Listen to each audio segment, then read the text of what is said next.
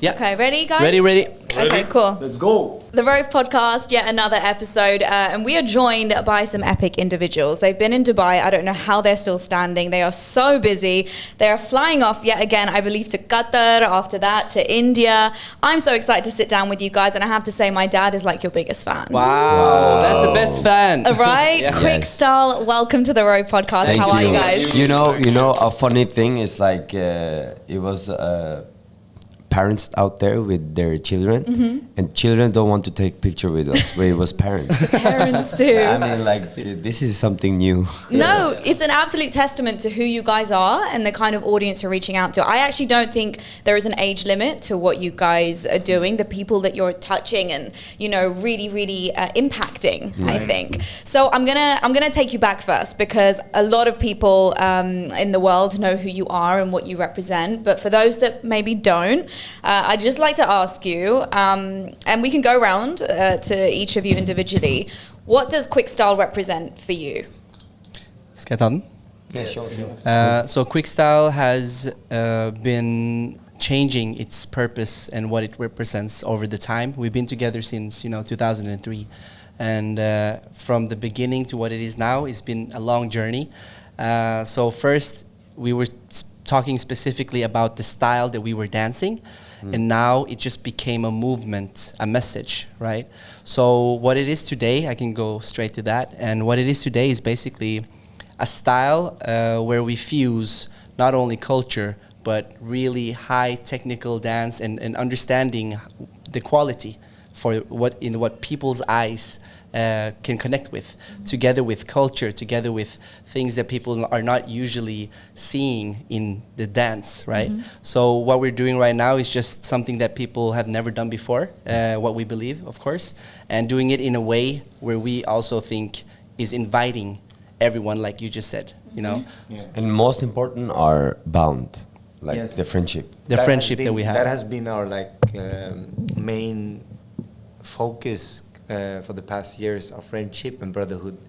So been taking care of that, being family first before anything has been important for us, and I think it's very obvious for people to see that, and we're still carrying that, and that's why your dad like us, For he felt sure. that family vibe. I would also like to add that every one of each individual, we have different background. We know our culture, we know our language, we can speak different language, and I feel I have a feeling that it's no boundary, It's just we all respect each other's stuff and who we are, and It's formless. Yes. It changes all the time. so we are happy to represent everyone. Yeah. Sorry, I'm excited to do it. Yeah, that's also Twin brothers. that's also a thing. Oh, really? I Yeah. can tell. They're twins. Now, am I right in believing you launched in 2006, right? Like you got together, Yeah. you As a formed? crew, once we released as an official crew, that was around 2006. But we started together a lot earlier than that. What has the secret been? I mean, you're so right. You can definitely see the connection in everything you do. I mean, even just being with you guys right now, I can see how connected you are and how close you are. And then to see your videos, just you're so in sync. And I know that comes with major practice and preparation as well. Right. But that also comes with this unsaid connection. Yes. Go on. No, keep going. How really has that formed over the years? Because, I think that a lot of people, whatever industry they're in, can struggle with that, connecting with people, and it affects their work and whatnot. What's your secret to keeping things going? I mean, by the name Quick Style, we can lean on that, Quick Style. Everything have to go fast, He's bringing us to London, and then day after he say, let's go to New York. We're like, people, okay. And then whatever brands, companies, CEOs, marketing directors, everyone is kind of scared of something called last minute. They need a couple of months before doing something. But I believe in last minute is a beautiful thing, but it's about timing. You can't control time. Yeah, time is a beautiful. Yes. So we are like Quick Style. It's like quick in, quick out, last minute stuff, and things happen then. Like even his wedding show we did that went viral on YouTube and all over the internet. that was our last minute show. You know, we didn't prepare for a couple of months. It was like bam, bam, bam, bam, bam. We practiced on the day of the wedding. So I mean, like he arrived from his study.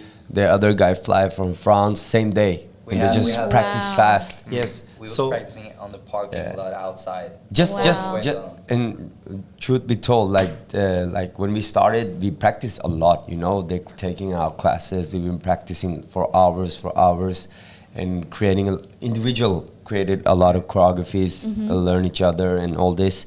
But now we have that. It's very normal thing in our head, you know. So we are here for Coca-Cola Arena, right? For Coke Studio performance. So we all gathered together on 10th, and the show was on 14th. Yeah. So we had like 4 days intense rehearsal with everyone first time. Yeah, and that unsaid connection that you talked about is something that we build in time, like a lot of time spent together. And also we do dancing together, but dancing is 50% physical and 50% here. So we teach like, this is the attitude, this is the feeling, this is the emotions, this is what purpose of this move. So you need to like communicate the same things, because one move can communicate 10 different things, right? So once you sync on that part, then you will feel not like one is thinking this and one is thinking this. We think the same as we're moving the same. And that is also the unsaid or the invisible connection that you guys and see. I saw you guys did a workshop earlier, Yeah. which looked really fun. How do you teach that then? How do you teach the unsaid? Is that something that you can just speak about and hope that people connect with? We did that. I mean, upstairs. Yeah. We said like, think like one move I did was like you jumping towards forward, and I said like, imagine you have your pants halfway up, so you're stiff, but you still have to move forward, and then everybody got it. Yeah. And we all were thinking about that pants being on your knees, and then you're jumping forward, and then you got a perfect, you know, the move. So sometimes you can visualize, and then we sync in the head. So we did that in the workshop as well. Now, you guys inspire so many people. I don't know, do you guys ever sit... You've been so on the go. You've been so, like you said, quick. It's just your thing. You've just been in and out. You've been moving. Have you taken a moment to really soak everything in? Not yet. I think some of us have done it, right, Yasin? Some of us haven't. Can you answer that? So for me personally, it's been a lot the last few weeks and months, and it's been a little bit overwhelming because there's been a lot happening, and but it's fun at the same time, and it's a little it's heavy because there's so much going on. There's so many people involved all of a sudden. So yeah, but we haven't like landed yet, if you know what I mean. But yeah, we're working on it. But I will say our feet is in ground because we have each other, you know. And our Yeah. beautiful Of course. team, you know, our big brothers is involved. He's very, very busy about that. We have to have our feet on the ground, you know. And we've been existed for 10 years, you know. Exited. Accident exited for we We got 5 taxi different languages. we taxi for 10 years. We exited for 10 years. And now we accident for 10 years. We accident here in Dubai. You know, my voice is not normal at the moment. No, so it's okay. You're forgiven. Okay, let's move on with the questions. just be. Let's Look, move on. this You've is my lost- life. yeah, I no, lost. I get it. I get Thank it. you, Bilal. Next question. No, you know what's interesting about what you said is that I feel like, you know, I imagine 10 years ago when you first formed, like the dream, you're literally living the dream now. Yeah. And you one day dream about it and you're like, one day we're going to be there. We're going to be on the big stages. You dreamt about performing on stages like Yeah. Coca-Cola Arena. And when it happens though, it is emotionally really like jarring a bit, but then you feel like I need to keep riding the wave because I don't know how long that wave is going to last either. So it's kind of like never ending. If I stop now, I might lose it. Yeah. So there's that fear of losing it as well, right? Do you feel that? We have like never had that fear because, you know, as we won Norwegian Got Talent in 2009, we've been winning competition, world championship. We've done stuff that gave us waves Yeah. in different scales. You know? But you know- so we've been always having that like mindset of we writing a history, and it takes time. But this is history. This is history. This is history. Yeah. And I don't believe no such a group have done something like this. It's just because back to what I was supposed to say. We've done this many years together. You know, we work for so many other groups, so many other artists create their choreographies and all this, and it's finally. It feels so good to see these guys shine. You know, they deserve it. They practice a lot, and. Yeah, and I want to talk about what you touched on earlier was how multicultural your group is, because I feel like you thoroughly represent not just the world, but specifically the UAE. You look around, you go walk into a mall, you will see people from all different corners of the earth. Definitely. And you guys thoroughly represent us. And I think that that's why, in particular, Dubai has taken to you so well. Yeah, talk to me more about these influences from your different cultures and how, you know, some of you may not have known so many things about the other person's culture. I know that comes with spending time, but how has that influenced your art specifically? The thing is, we grew up in neighborhoods where all of that was basic. Like that was the starter pack. You grew up with an Albanian, Somalian, Nigerian, Norwegian, Moroccan, you know, Pakistani, Indian. All of those were like our neighbors. So our whole childhood gave us that knowledge that has been lying there this whole time, and then we've been working professionally in dance, and this is the moment where we could go back to that root again and bring the music from the sound that we have in our homes and dance to that, and then now we can just apply everything that we've been through with all of those friends from different cultures, because we didn't have to like learn each other. When Yassin, who's a Moroccan, I already knew Moroccans before I met him, Same with everyone here. So we all were infused with that knowledge. First time we met him was in, it's a youth club, and he was just dancing to the Desi music because his teacher was a Desi dancer. Yes. So he was always like, oh, bangla, bangla, like this. He always had this energy. So we all, it's just mixed. And one of the guy in the group, Oscar, he came from a place in Norway, which is surrounded by only mountains and trees and rivers and forest. Yeah, farms. And the people there are very calm, very polite. Life is slowly. Is there any coffee here? I'm saying, is there any coffee here? He's like, is there any coffee here? He's like, everything is very like, I'm polite. He never curses. He's very, very, very good. But low-key psychopath. But now we gave him a nickname, Usman, from Oscar to Usman, because he's starting showing that, like, sometimes he get that Punjabi attitude. Sometimes he get, because through music, Yeah. he's listening to. He's Pendu. Yeah, he's listening to like pure.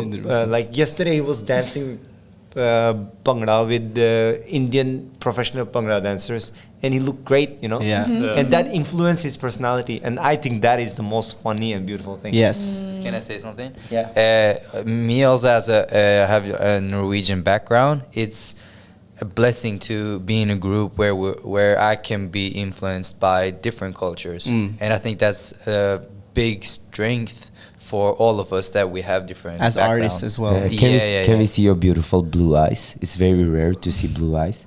He's a little bit red and blue. Red eyes. Yeah, looking a bit tired, but still beautiful. Put them back Still on. beautiful. Allergic. We asked for your eyes, not lips. He was like, He's ready. He's camera ready. Yeah. so we love to joke with each other. That's all love. It's No, all I love it, and I can feel it. And you spoke about influence. You guys are such an influence on so many. But who inspired you? And I know that's probably changed constantly. But is there any artist, any band, any group, musical artist, choreographer? I'm not going to talk on behalf of all of us, but when you ask that question, I think of so many different chapters, right? Because you have the initiator, which is like the one that initiates you into a direction, inspiration. And our initiator was Michael Jackson, one of them. The way he performed, the way he kind of like was so royal on stage and just made everyone give him attention because he was dancing and singing, of course. That was like the initiator. And then we started dancing. And then during this whole journey in our career, you meet or see other people. It doesn't have to be dancing or music. It could be actors. It could be people that does things that inspires you to want to do the same, right? When people do something new and innovate and they do something that you're like, wow, that was really cool. You want to be that person for someone else. So that's another type of inspiration. And then you have the end goal inspiration. So there's like, you know what I mean? Like three kind of inspirations. So there's a lot of them. But I would say Michael was MJ, right? MJ, the king. Yes, but as you mentioned, it's different. It's different. You can get one huge inspiration boost from just a person you met today, and it can just like give you so much power, motivation. Like just a few days ago, we met the guys who sang the song Kanayari Gandari. We met them, and they were so like, you know, Their presence, Yeah. their presence was so amazing. powerful. You know, And they were so grounded. And you know, they come from a place where we comes from a place where social media, this, that we know everyone. You know, they saw our dance performance, of course, but the love we had when we met each other, it was just so amazing. They don't even know how amazing they are. That's the crazy part, and they just rock the whole room. You know, they're just them. You know, you have these countries where people try too much. Yeah, to huge prove, inspiration. And that is like people want their music to go to clubs and radio. That is like Balochi singers from the mountain, and their music is being played in the clubs in Norway. And that I would say is authentic. Yeah. It's a classic thing to do, you know? And they are just them, and they don't even know. But sometimes I see you get inspired when you watch Khabib win a fight, and then you're like, I have to go to the studio and choreograph. Yeah, So like for him as well, 100%. like Yeah. we can watch UFC and we can get like, wow, Yeah. you know, we're dancers, but we go to the studio and then we start dancing. You know, we start working on choreographies and we put in that kind of like power and push into our own work. So 100%. that's also where you can get Yeah, from inspiration. fight, from the way people speak, or it can be just seeing a performance, or people working hard. Yeah. Everything, music, for sure. I can see someone doing a dance to this type of song and inspire me a lot. Middle of the night, I can stand up and go to the studio and be like, I'm gonna do the same. So it's everything from Everything everyone. around But you. Michael Jackson, of course, he did everything. And of course, there is always so many more that has inspired us from the beginning. Like many dancers. Dad. No. I mean, like our first trainer, he was from Philippines, Rio. Like he was our inspiration. Dancer from Oslo, local dancer from Oslo, dancers from LA, Tokyo, Korea. I'm talking about in the time of 2007. We were obsessed by all of them. So I mean, like there is many to thank. Long journey. And now you even traveling the world so much and so intensely, you're just going to find inspiration from just being here or being in Qatar or being in India. It will just inspire your movement even more. You know, what's interesting is that I just want to talk about the like mental health side of things because, you know, people, you think when you see someone has made it, you think it's just happened overnight, right? You just see the finished product. Right. You don't see the blood, sweat and tears that has gone into it for years upon years, the crying in your bed, the doubting yourself. And, you know, I want to talk about that element. You know, you guys from the outside in, it looks like, oh my God, they're absolutely smashing it, which you are. But there is a tough side to it. There is, you know, moving around the 100%. world, missing home, whatever it may Yes. be. Can you just shed a bit of light on that for our listeners? Yeah. That one is deep. I feel like to start, it's a very good question. Thank you for that. First of all, that hard side is the most important thing for us. I mean, like for everyone, they appreciate those hard times or the struggle we go through. You know, as you say, missing family. I was just missing my mom today so much. I was missing being home with them and that whole feeling. And I think all of us feel the same sometimes. And that's the beauty of it, you know. After hardship, there comes ease. That's a big saying for everyone, and we live by that. And when we're ready to go into hardship, because we know it will give good fruits. Yeah. And that's like one part like of the sacrifice that he talks about, like longing home, but also the hours of rehearsals and, you know, like sacrificing other things, you know, like having a brunch or lunch or coffee or going to this party and hanging out with friends, like all of those things we've sacrificed at least each thousands, if not 10,000s of hours into doing what we're doing now. And we don't really document. We're not like, now we're going to do a rehearsal for 6 hours. Nobody's seeing that. They see those seconds on stage, like you said. So it's so important that you, people like you, can shed lights on that journey as well. And we really appreciate that you raised that question, because there is a lot of work. There is injuries as well. And also you're tired all the time. You know, time for the family. And time for the family, which is the sacrifice, biggest sacrifice. And like the work-life balance, it's like I'm guilty That's a Norwegian of it too. thing. Don't worry. It's tough. It's tough, it is. and finding that balance and then looking after yourself mentally, physically is just. But you just keep on moving. You just keep going with it, right?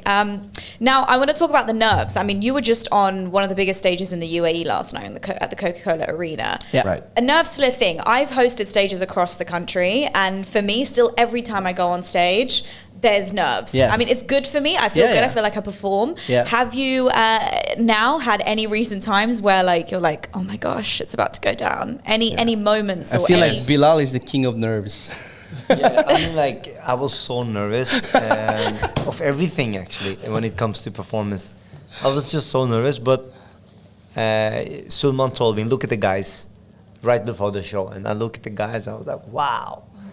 I got the energy. I gave Egil, with the guy with sandals 24/7. I gave him a hug, and I felt like, wow, I'm not nervous. But nervous comes. Yeah. Of course it comes. Yeah. And it's a good sign. It's a good sign. Yeah. Being nervous is very important. You have to feel nervous. Yeah. But not in the point where you have to pee. No. No. I think it's good.